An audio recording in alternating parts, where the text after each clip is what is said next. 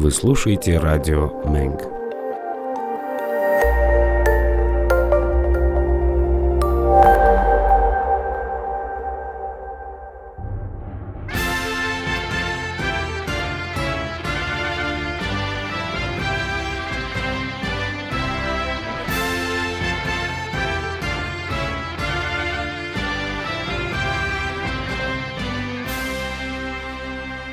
Բարեողջույն հարգարժան ռադիոընկերներ,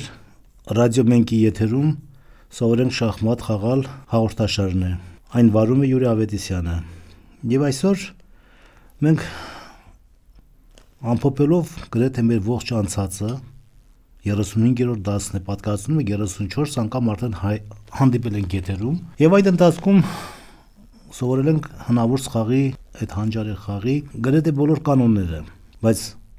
ինքը իր գաղտնիքներով անսպառ է, որովհետեւ լավ շախմատիստ դառնանք, աստիճանաբար պետք է այդ գաղտնիքներին կարողանանք ծանոթանալ, մանավանդ այսօր, երբ համակարգչային այս վիթխարի հզոր ժամանակներում շախմատը արդեն ամբողջովին իր գիտելիքներով, իր տեսական բոլոր մանրամասնություններով հայտնվել է նաև համակարգչի հիշողության մեջ, այսօր համակարգիչը կարող է այնպեսի զորեղ դիմադրություն ցույց տալ մրցակցին մարդուն, որը ինքն է ստեղծել այդ համակարգիչը, որտեղ հազար ու մի գաղտնիքներ արդեն դարերի ընթացքում կուտակած կրում է համակարգիչի հիշողության մեջ։ Մարդը նույնպես պետք է կարողանա, հատկապես սկզբնակ շախմատիստը, ոչ թե բոլորը մարդկային ստեղծագործության արդյունք է, բայց այսուհանդերձ համակարգիչը այսօր զորեղ ձևով տիրապետում է այդ ամենին։ Մարդը աստիճանաբար միայն կարող է, ուստի կանոնները իմանալը քիչ է, մենք պետք է կարողանանք շախմատը որպես ամբողջական հասկացություն, նրա գաղտնիքներին ծանոթանալու համար փուլ առ փուլ հասնել այն մակարդակին, ինչին համակարգիչն է, եթե իհարկե կարող ենք հասնել։ Դրա համար արդեն մենք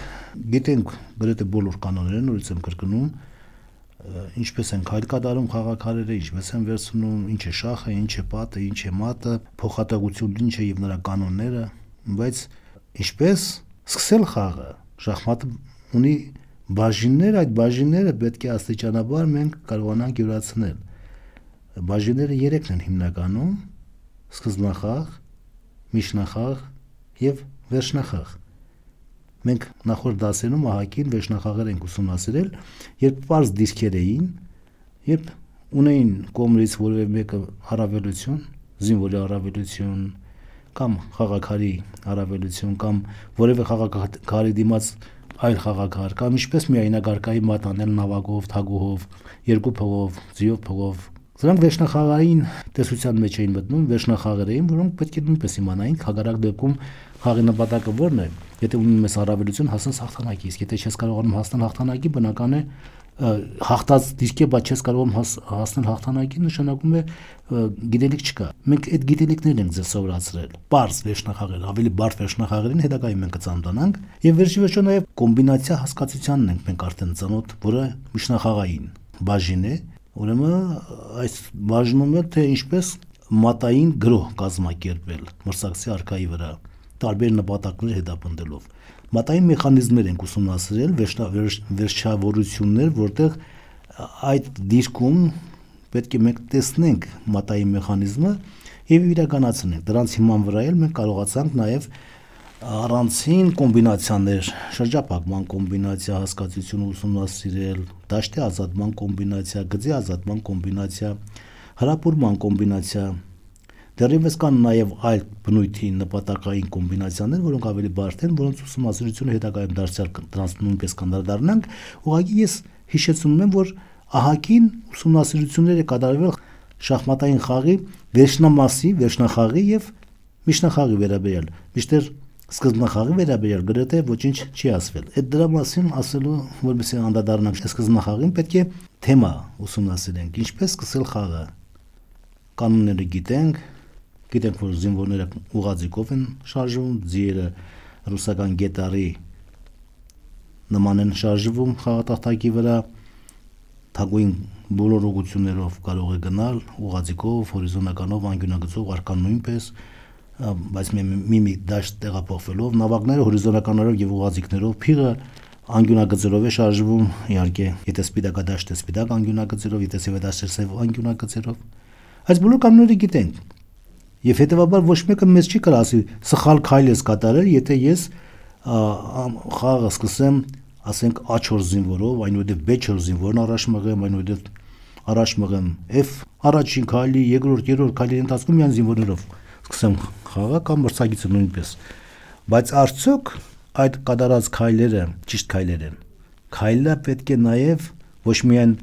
կանոնի համաձայն արվի, այլև նպատակային լինի։ Շախմատը այնպիսի հանճարի խաղ է, որ առաջին, երկրորդ քայլերից հետո նույնիսկ պետք է պատասխան տաս այդ քայլերի համար 10-րդ, 15-րդ եւ ավելի հետագա քայլերի համար։ Եթե սխալ քայլեր ես անում, կարող է անգամ շախմատի այդ պարտիա կոչված հասկացությունը 10 քայլից այն կողմ չանցնի, 5 քայլից այն կողմ չանցնի։ Հիմա ես մի քանի օրինակներով դա կփորձեմ ապացուցել ասածը։ Եվ հետո նոր կանդրադառնանք սկզբնախաղ հասկացությանը եւ այն հենակետերը, այն 3 հիմնական գաղափարները, որոնք ընկած են սկզբնախաղ հասկացության հիմքում, որտեղ սկզբնախաղը, եթե դու չես ճիշտ կարողանում կազմակերպել, գաղափար չունես դրա մասին, ոչ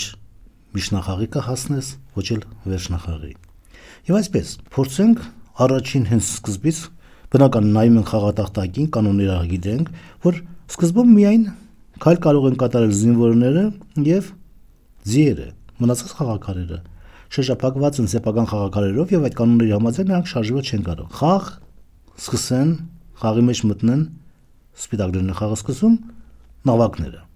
Դրա համար պետք է կամ առաջ մղենք A ուղղաձիգի զինվորը կամ H ուղղաձիգի զինվորը։ Առաջին քայլ A2 A4։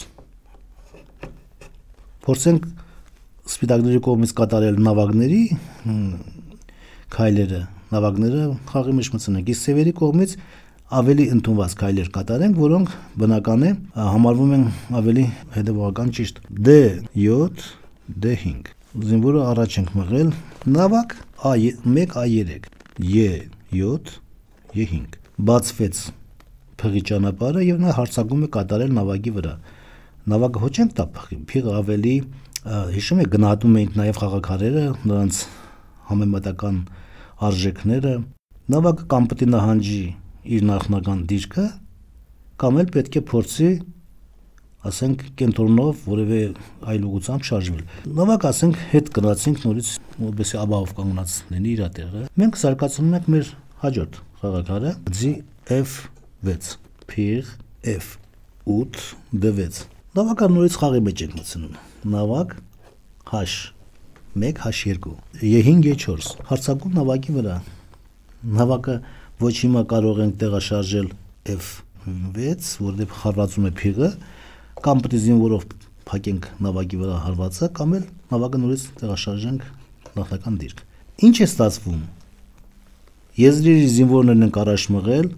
նավակներով ավելորդ քայլեր են կատարել, մինչդեռ այս ընթացքում արդեն փոխհատակման կանոն գոյություն ուներ։ Սևերը կատարում են փոխհատակություն։ Հիմա էլ փորձենք ձիերով քայլեր կատարենք։ Նավակներով քայլեր կատարեցինք, տեսանք որ հաջողության չհասանք, փորձենք առաջ մղել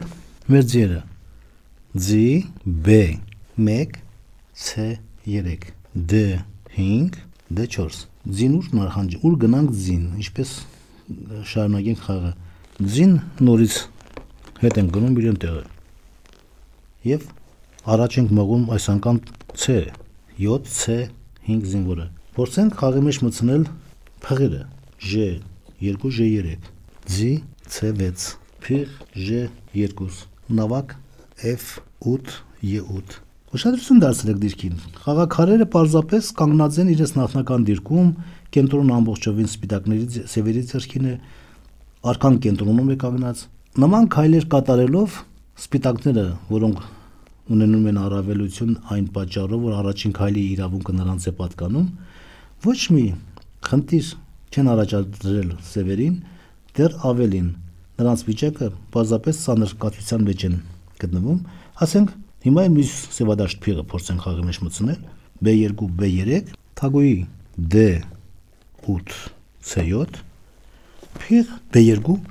եւ այստեղ նույնիսկ հնարավոր է զանազան կոմբինացիաներ իրականացնելով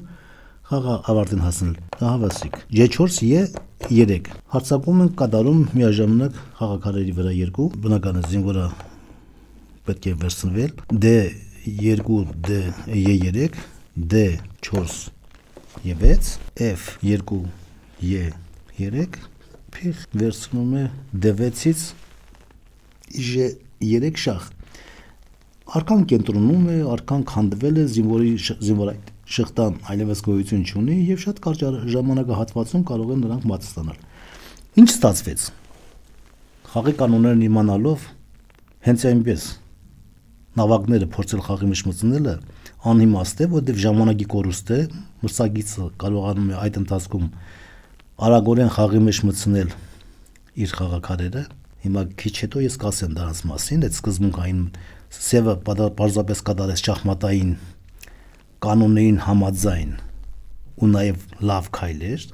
որը պահանջվում է սկզբնախաղում, իսկ սևը ուղղակի քայլեր էր կատարում ելնելով շախմատային խաղի կանոններից։ Զինվորն է առաջ մղում, նավակներն է փորձում խաղի մեջ մտցնել, այնուհետև նավակները նորից քայլեր է կատարում, որոնք ոչ մի բանով չեն հակասում շախմատային խաղի կանոններին, բայց որպես սկզբնախաղ նման ձևով շարունակել խաղը անիմաստ է դառնում։ Դրանից նախնական դիրքը շախմատը շարում ենք, նախնական վիճակում ենք բերում եւ փորձենք խաղի մեջ մտցնել թագուհիները։ Արդյոք կարելի է հենց սկզբում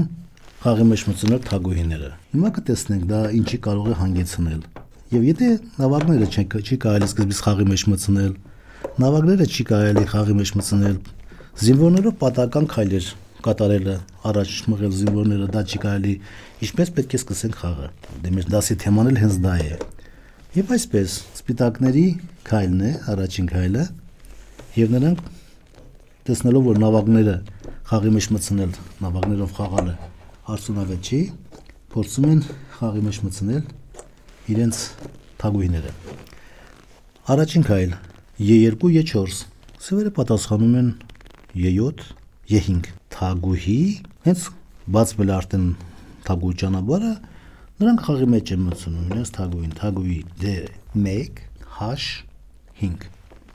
Հարձակում է կատարված զինվորի վրա։ Միջայլոց մենք ուշադրություն պետք է դարձնենք զինվորին պաշտպանելու տարբեր եղանակներ կան։ Կա փողով քայլը, փիղ F դաշտոց, դնենք D6 եւ կպաշտպանվի զինվորը։ Կամ զինվորը առաջ մղենք D6 ու քայլեր են դրանք, բայց ոչ արդյունավետ, ավելի արդյունավետ են համարվում այս դիրքում այն քայլերը, որոնք եւ խաղաքար է զարգացնում եւ միաժամանակ պաշտպանում ես քո հարձակման ենթարկված զինվորը։ Լավագույն քայլը այս պահին սևերի կողմից, մենք նրանց կողմից լավագույն քայլերն ենք անում եւ նշում դրա լավագույնի ինչի համար է դա ավելի արդյունավետ, ինչի համար կարելի է այդ ձևով խաղալ։ B8 C6 փիղ, երրորդ քայլ F1 C4 Ուշադրություն դարձրեք, սրանք մանկական մատի օրինակներ են։ Սպիտակները հրապուրվելով այդ մանկական խաղի գաղափարով, դրանք աշխատում են F7 կետի վրա հարված իրականացնել, եւ եթե սևերը ճիշտ չխաղան, ասենք հիմա այս պահի նրանք փորձեին, ես էի սխալել, պետք է հանեի սա ներողի։ Կարաշ չէ ջնջես դա։ Հա?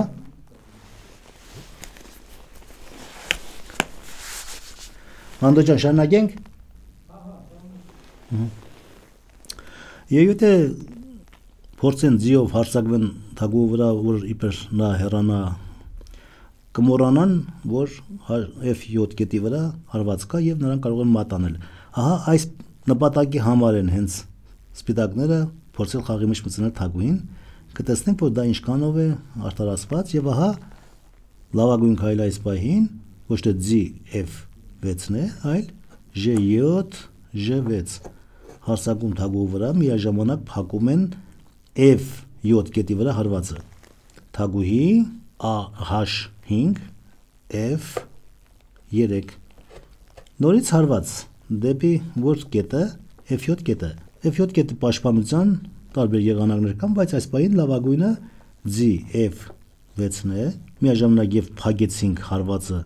F7 կետի վրա, միաժամանակ զարգացրեցինք մեր խաղաքարը։ Թագուհի F3 B3 նորից հարված F7 կետի վրա եւ այստեղ կան զանազան շարունակություններ, որ հանգիստ կարող են սպիտակների սևերին բերել մեծ առավելության, բայց չհապաղելով առանց որևէ քայլ ժամանակ կորցնելու միանգամից կարելի է խաղալ G C6 Դավիթ D4 հարցակում թագուհու վրա։ Արդեն որ երրորդ քայլն է, խաղը սկսել ենք, բայց թագուհին անընդհատ շախերով անընդհատ հարվածելով փորձելով F7 կետի վրա գրող կազմակերպել, շարունակում է իր խուսանավումները, ցածկոտումներ ավելի ճիշտ, խուսանավելը բավականին հետաքրքիր հասկացություն է, որը շախմատում ընդունված քայլերի հերթականություն է, նպատակի հետ է պնդում, բայց այստեղ ցածկոտումը ուղղակի առանց նպատակի, կտեսնենք հիմա դա, խնդրում եմ, շատ ես ուզում, այդ F7 կետի վրա հարվածիր, փիղ C4 F7 շախ, արկա E8-ից E7, հարվածի տակ է թագուհին, ինչպես խաղալ, ինչ անել, հիմա միաժամանակ հարվածի տակ է գտնվում փիղը, թագուհու նահանջը որևէ եթե չի պաշտպանում գիծը, անկյունագիծը A2, J8 անկյունագիծն է, փիղը կորչում է, հետևաբար նա փորձ պիտի կատարի միակ տեղը, ուրիշ տեղ չունի թագուհին գնալու, թագուհի B3 C4 եւ այստեղ հետևում է B7 B5 թագուհին այլևս որևէ տեղ չունի, նա պետք է նահանջի թողնի անկյունագիծը, իսկ նահանջելուց հետո նական է պետք է նահանջի D3 կորչում է F7-ի փիղը։ Ինչ արդյունք տվեց։ Սպիտակները ցածկոտեցին թագուհով ավելորդ քայլեր կատարելով, մինչդեռ զարգացրեցին իրենց խաղաքարերը ակտիվորեն սևերը եւ բացի այդ շահեցին արդեն ֆիգուրա։ B փիղ են շահել, իսկ հետագայում այդ առավելությունը իրականացնելու համար որևէ դժվարություն չի ներկայացնի նրանց։ Ինչ ստացվեց, սկզբում հենց այնպես թագուհին խաղի մեջ մտցնել նույնպես անիմաստ է եւ ոչ ճիշտ։ Ճիշտ չի նաեւ զինվորներով քայլեր կատարելը։ Որտեւ եթե զինվորներով ես քայլ կատարում, հիմա մի օրինակ կբերեմ եւ կտեսնեք թե ինչքան արագ կարող է խաղը ավարտին հասնել։ Իր միջայլոց ամենակարճ մատը, որ խաղատախտակի վրա կարող է ստացվել, զինվորների անզգուշ առաջմղումից առաջանում։ Երկու քայլից հնարավոր է մատ խաղատախտակի վրա։ Այդպիսի մատերը կարելի է կոչել կամ բոլորովին շախմատային խաղից անգրագետ արված անգրագետ շախմատիստի կողմից քայլեր, կամ էլ ուղղակի համագործակցված մատեր, համագործակցված են կոչվում այն մատերը եւ կողմերը իրենք են ընդառաջ գնում եւ ստացվում է այդպիսի արագ ավարտ խաղը պարտիայի։ Եվ այսպես համագործակցված մատի մի օրինակ, որտեղ զինվորների պատական առաջմղումով կարող է խաղը արագորեն վերջանալ երկու քայլից ընդամենը։ Սպիտակներ առաջին քայլ J2 J4 սևերը կատարում են լավագույն քայլը իրենց D E7 եւ 5 կենտրոնական դաշտերի վրա հսկողությունը եւ բացի այդ բացվում է փղի թագուհու ճանապարհը F2 F3 հիմա կասեք ինչ է եղել որ քայլ է զինվորով քայլ են կատարել զինվորները կարող է ուղղաձիգով առաջ շարժվել բայց բարձրացնում որ երկրորդ քայլին հենց մատ են ստանում թագուհի D8 H5 մատ նշանակում է պատահական քայլեր խաղը սկսելու համար անհրաժեշտ չի կարելի պատահական քայլերով խաղը սկսել հիմա ձեզ բացատրենք թե ինչպես պետք է խաղը սկսել որ խաղաքարով պետք է խաղը սկսել կամ խաղը սկզբնախաղը ինչպես պետք է կազմակերպել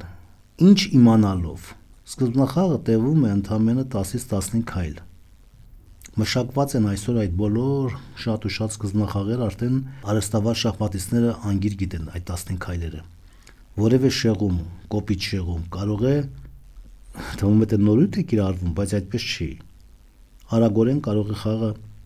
հասցնել պարտության հետևաբար ճիշտ խաղալու համար ինչ է անհրաժեշտ սկզբնախաղում առաջին հերթին անհրաժեշտ է ուժերի մոբիլիզացում կենտրոնացում արդյունավետ ձևով ոչ թե արագորեն խաղի մեջ մտցնել խաղաքարերը այդ խաղաքարերը պետք է իրաց չխանգարեն դրա համար որպեսզի խաղաքարերը կարողանանք արագորեն խաղի մեջ մտցնել ու նաև տրամաբանական լինեն անդրադարձ քայլերը, խաղը պետք է սկսել զինվորներով։ Բայց չէ որ եզրային զինվորները նույնպես զինվորներ էին։ Խաղը պետք է սկսել կենտրոնական զինվորներով։ Հիշում եք, զինվորների մասին խոսելիս մենք ասում էինք եզրային զինվորները դրանք կամ նավակային զինվորները նավակների դիմաց գտնվող զինվորներն էին։ Ձիերի դիմաց գտնվող զինվորները ձիու զինվորներ էին կոչվում, փղի դիմաց գտնվող փղային զինվորներ, արքայի եւ թագուհու դիմաց գտնվող զինվորները համարվում էին կենտրոնական զինվորներ։ Ուրեմն խաղը պետք է սկսել կենտրոնական զինվորներով։ Է2, Է4։ Լավագույն պատասխան սևերի կողմից Է7, Է5։ Այնուհետև խաղը պետք է, քանի որ ուժերի մոբիլիզացում, ուժերի կենտրոնացում է կոչվում, առաջին սկզբունքը 3 հենակետ։ Ես ուղղակի հիմա ուրվագծորեն եմ ձեզ ներկայացնում, որ հետագայում մենք ավելի խորը ձևով կարողանանք այդ հենակետերը նկատի ունենալով սովորենք սկզբնախաղի որոշ տեսակներ, սկզբնախաղի մի գոնե 10-15 քայլ տիրապետել, որպեսզի կարողանանք առայժմ սկզբնակի համար որոշ սկզբնախաղեր, հեշտ յուրացվող սկզբնախաղեր սովորենք։ J1, F3։ Շախմատը հարձակում է եւ պաշտպանություն։ Ձիով հարձակում է կատարված E5 զինվորի վրա, բնական է դրան պետք է պաշտպանել։ Լավագույն քայլը այստեղ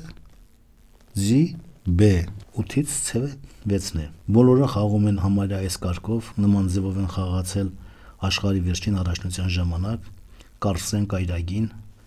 Ու այստեղ արդեն մենք սկզբնախաղեր ուսումնասիրելիս կիմանանք, որ տարբեր քայլեր կատարելով տարբեր սկզբնախաղերի հանգեցնում, ու սկզբնախաղերն էլ բաժիններ ունեն, բաց սկզբնախաղեր, կիսաբաց, փակ, դրանց մասին հետագա դասերում կստանանք խոսենք։ Այժմ ուղղակի մեզ պետք է ուժերի մոբիլիզացում հասկացության մասին խոսք բերենք։ Փիղ F1 C4, փիղ F8 C5։ Հիշում եք, արքաների միջև դաշտերը, նավակի եւ արքայի միջև դաշտերը ազատ են։ Այլևս որևէ խաղակարդ չկա։ Հետևաբար կարող են կատարել փոխհատեղություն։ Փոխհատեղության կանոնը մեկ անգամ եւս հիշենք, արքան իր կանգնած տեղից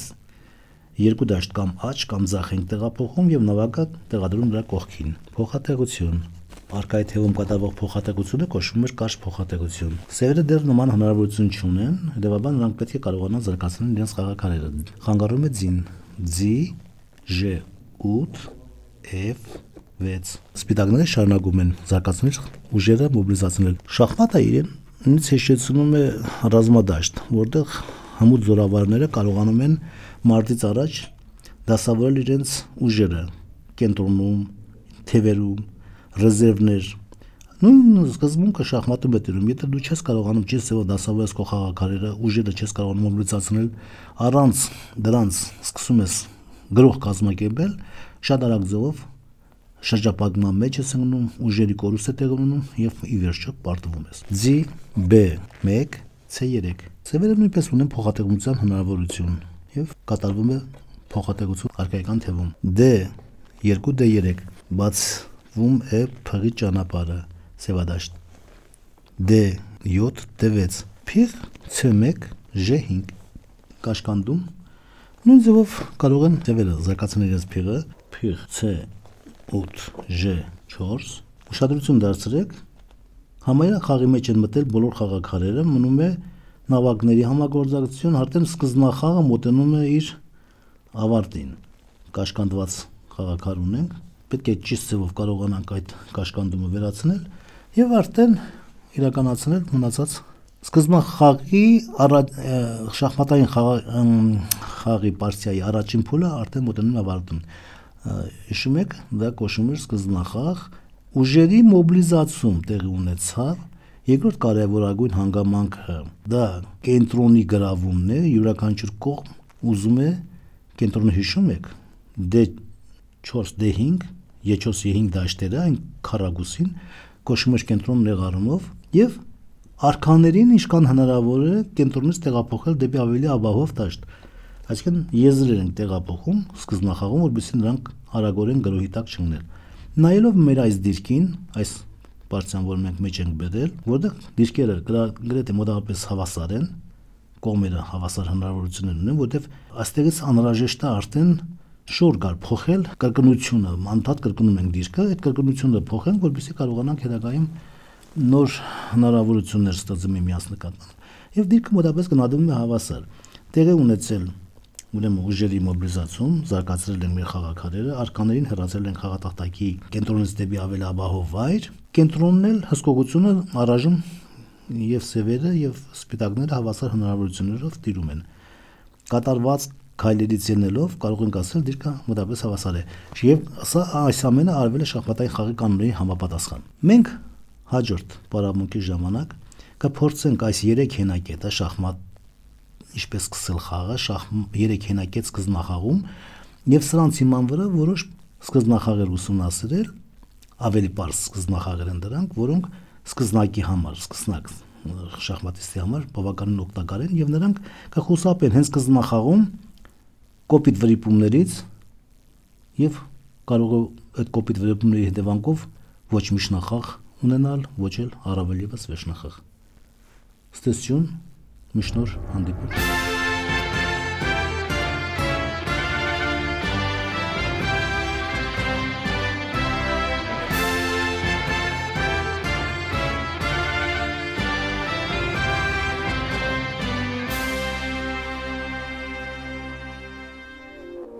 Вы слушаете радио Мэнк.